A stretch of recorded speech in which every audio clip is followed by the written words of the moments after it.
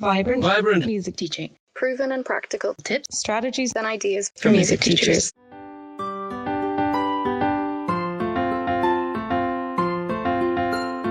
You're listening to the Vibrant Music Teaching Podcast. I'm Nicola Canton, and today we're talking about the Friday disadvantage. You can find the accompanying article for this episode at vibrantmusicteaching.com/145.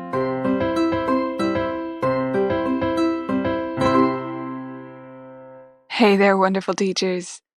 Thank you so much for listening to this episode, especially if you looked at the title before it began.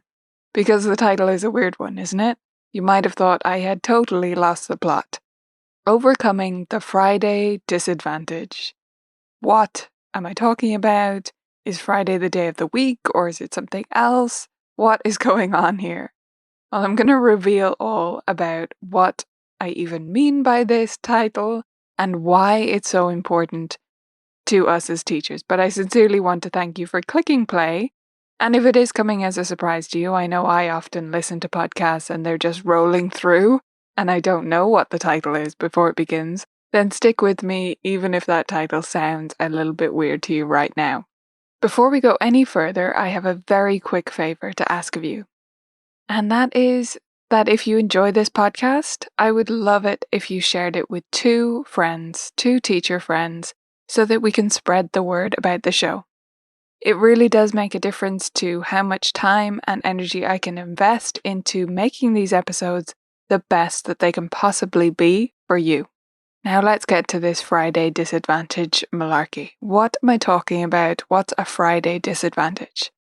This is something I started seeing, probably about 3 years ago, really, but really articulated to myself, understood in my own head about a year ago. And I started thinking about what this means. You may have noticed this phenomenon. You may have a particular day of the week where things don't seem to go well. It seems like all of your students on that day don't practice or don't listen or don't pay attention or have ants in their pants.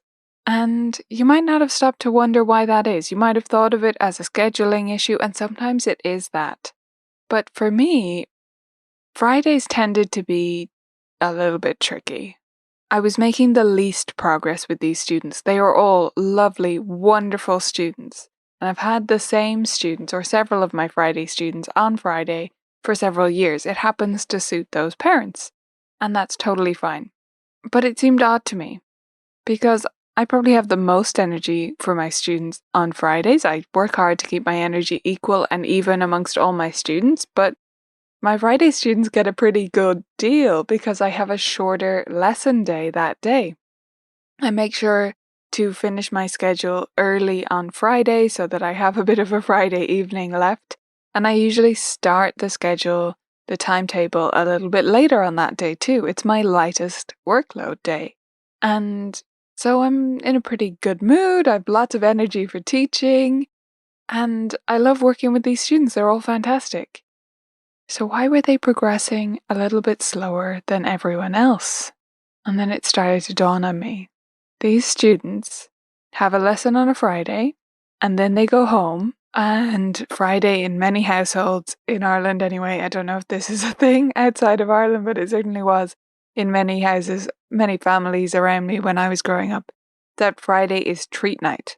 My family didn't have this tradition, but many friends I knew did, and actually it would be a good reason for a play date on a Friday, because if you go to someone else's house on a Friday, it normally meant it was treat night, and there was all sorts of chocolate and takeaways and lots of treats going on, and usually a film to watch together. And so I was imagining my students, they go home from their lesson, it's, 5. They get home, they're a bit tired, they watch a bit of TV or they play around with their brothers or sisters, whatever they like to do generally to unwind a bit. They don't have homework to do, so they're a bit freer and they do some extra stuff.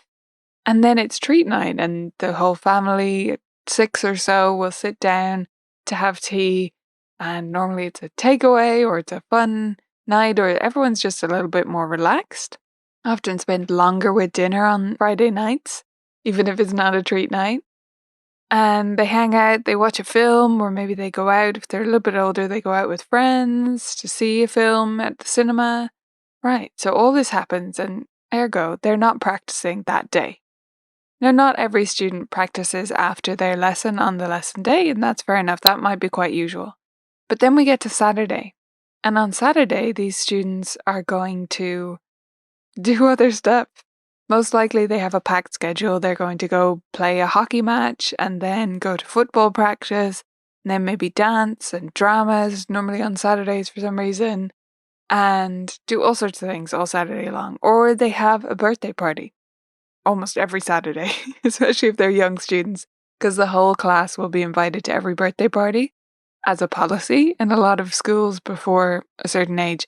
So the whole class goes to every party, which means they have, 30 odd birthdays to attend every year. So that's a lot of birthdays, and that's a lot of weekends where Saturday is actually a birthday party. So they've done all of that. They probably haven't touched the piano. Then Sunday happens and everyone's in chill mode, and possibly, especially if they're slightly older, they're panicking and doing homework finally that was due for Monday. So where did the practice happen? It didn't. They didn't touch a piano, and it's fair enough. Many of our students take the whole weekend off practice, or at least one of the weekend days. But the problem with having a lesson on Friday is that their first practice day, Monday, is 3 days after their lesson. And the truth is, they've just forgotten. And they've forgotten so much. They've forgotten all of our instructions, probably. Even if they read our notes, it doesn't come to life in the same way if it's not as recent in terms of it reminding them about what we practiced at the lesson, what we worked on. They've also forgotten some of their motivation. And I know that sounds like an odd verb to use, to forget motivation, but it does, it fades, doesn't it? We've all done this. We watch a film that includes someone learning a new language, and we think, oh my gosh, amazing, I'm going to do that. And if we don't jump on it right away, and if we do, it starts to fade, and then we forget that we were supposed to start learning Swahili. So these things fade. And they fade even with a regular task that you're supposed to do, like piano, even with a regular activity where it's week after week. But still, you've spent 3 days not practicing. The lesson is a distant memory. The excitement of that new piece that you'd started on, or the new technique you were trying, or the way the dynamics brought your music to life, it's disappearing. That's the truth of it. And so they would practice on Monday, kind of half-heartedly, or maybe not at all because they're so much less motivated. So it depends on the parents' input there. And they half-heartedly practice, but also less efficiently practice because they don't remember our instructions from Friday. And then Tuesday, Wednesday, Thursday, maybe bits and pieces of practice are happening, but it's getting worse and worse. And so by Friday, not a lot of progress has happened. If you consider the opposite, the Monday student or the Tuesday student, they have those days directly after their practice when they're in that structured school routine, when it's already built in that they have homework and they have other things going on. It's all running normally. And so they practice straight away, and that carries them through. And it may even mean that they do practice at the weekend because they've made so much progress. You need that momentum. You need to feel the train moving. So that's the problem. I would love to hear if you've ever had students with the Friday disadvantage or seen a similar trend. I don't want you to just take this podcast and learn something about Friday students, although that is one lesson you can take from it.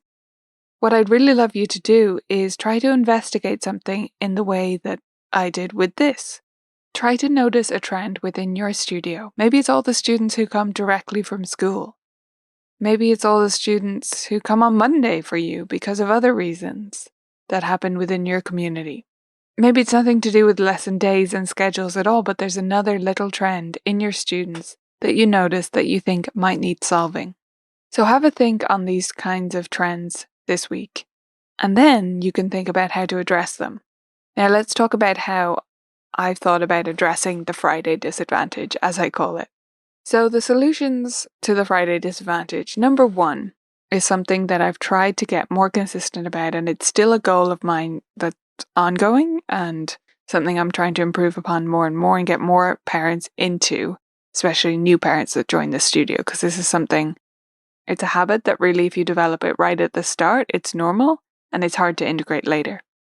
But with new parents, through my onboarding emails, which members can find in the video library, go to the video library and you'll see the email templates course there, and you can find my onboarding emails, which you can import into your email service or just Gmail or whatever you're using. So in those emails, I encourage parents to do the assignments aloud activity. This is where after the lesson, on the lesson day, whenever they get home together, or if the parent comes home later, when they get home, go through our assignment sheet or notes or whatever you're using and talk about each one together. Talk about what they're supposed to do for it and what was done at the lesson.